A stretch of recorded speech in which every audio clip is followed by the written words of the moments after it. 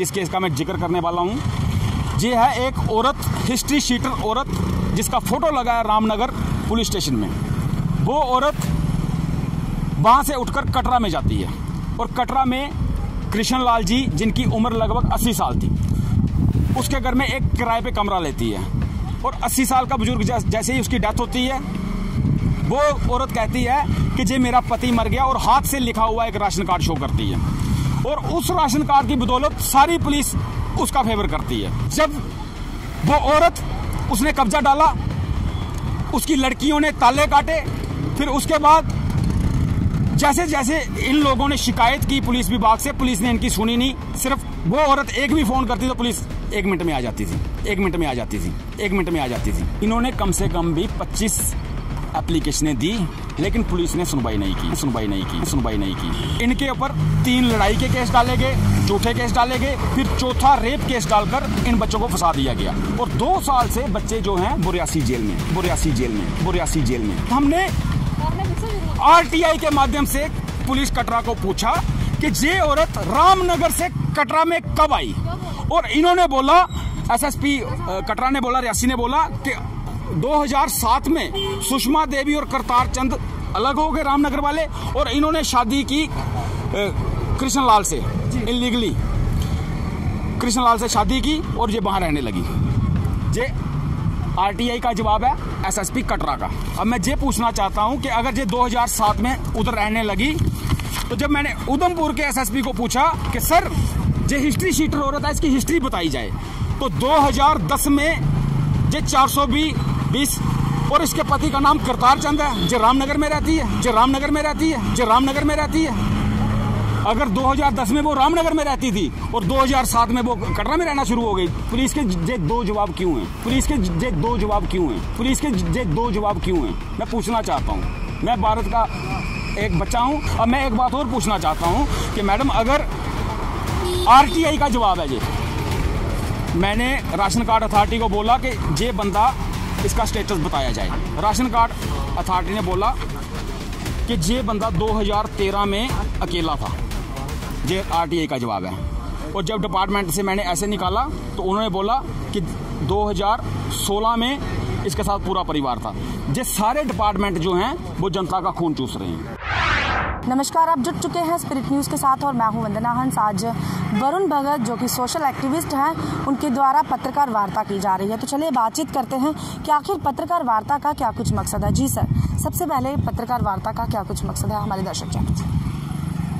सबसे पहले मैं पत्रकारों का स्वागत करता हूं कि आप हमेशा जनता की सच्चाई की आवाज़ उठाने में हमेशा सक्षम रहे हैं, और आप ही हैं ऐसा पिलर के जिससे जनता जो अपने आप को राहत महसूस करती है। वरना जिस तरीके से जिस केस का मैं जिक्र करने वाला हूँ, ये है एक औरत, हिस्ट्री शीटर औरत, जिसका फोटो लगा है रामनगर पुलिस स्टेशन में।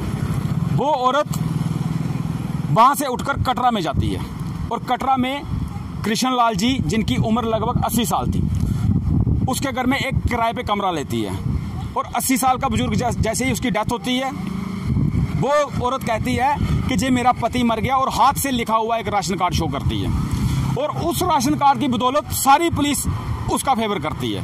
मैं ईमानदार पुलिस अफसरों की कदर करता हूं, लेकिन पुलिस प्रशासन में बहुत ज़्यादा भ्रष्टाचार हो गया है। और ये बात करना इसलिए ज़रूरी है क्योंकि मेरा भारत है और मैं भारत का वासी हूँ, मेरे बच्चे भी भारत में हैं। मैं इसलिए ये बात करना चाहता हूँ कि जब वो औरत, उसने कब्जा डाला, उसकी लड़कियों ने ताले काटे।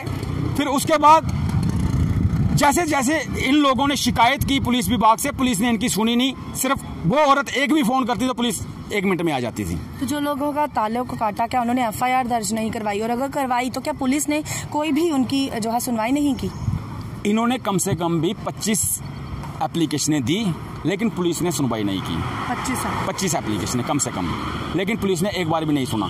इनके ऊपर 3 लड़ाई के केस डाले गए, झूठे केस डाले गए, फिर चौथा रेप केस डालकर इन बच्चों को फंसा दिया गया। और 2 साल से बच्चे जो हैं बोरियासी जेल में हैं। मैं पूछना चाहता हूं कि अगर इंक्वायरी जैसे ही केस 28 अगस्त 2018 को जैसे ही केस डाला, और 30 अगस्त को हम IG दफ्तर गए, और IG दफ्तर के अंदर एक DIG दफ्तर भी है, हमारी भीमसेन टूटी साहब थे, उनसे बात हुई तो उन्होंने बोला कि इसकी इंक्वायरी की जाए, लेकिन तब भी इंक्वायरी नहीं होती।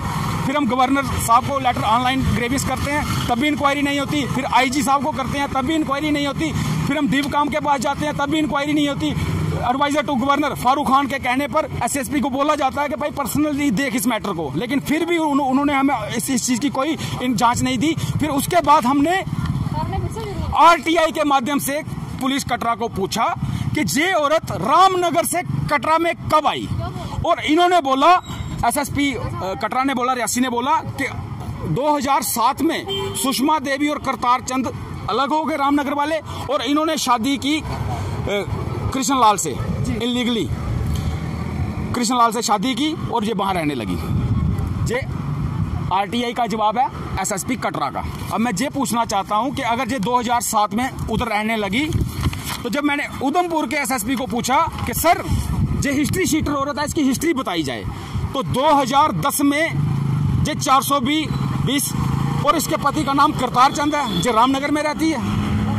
अगर 2010 में वो रामनगर में रहती थी और 2007 में वो कटरा में रहना शुरू हो गई, पुलिस के ये दो जवाब क्यों हैं? मैं पूछना चाहता हूँ। मैं भारत का एक बच्चा हूँ और भारत का बच्चा होने के नाते मैं टैक्स पे करता हूँ।